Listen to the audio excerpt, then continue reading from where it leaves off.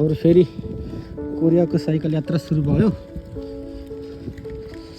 बाफ्रे बाफ्रे हिउँ परिरहेको छ हाम्रो दोस्त।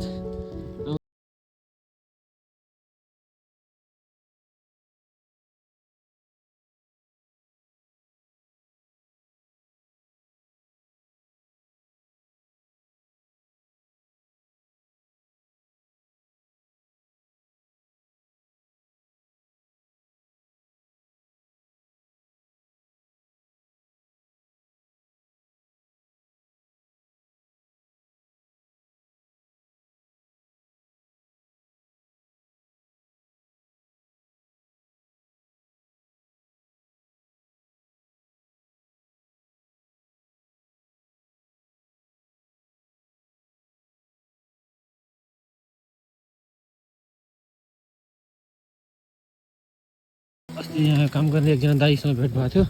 नेपाली दाई हुनुहुन्छ। अनि यो गाई दुध खानलाई हो कि दाई के गर्नलाई पालेको भनेको, गाईको मासु खानलाई पालेको अरे। त्यो गाई मासु खान्छ काटेर। हाम्रो दोस्त फेरि साइकल डेन्जर चलाउँछन् है, कुदाउँछन्।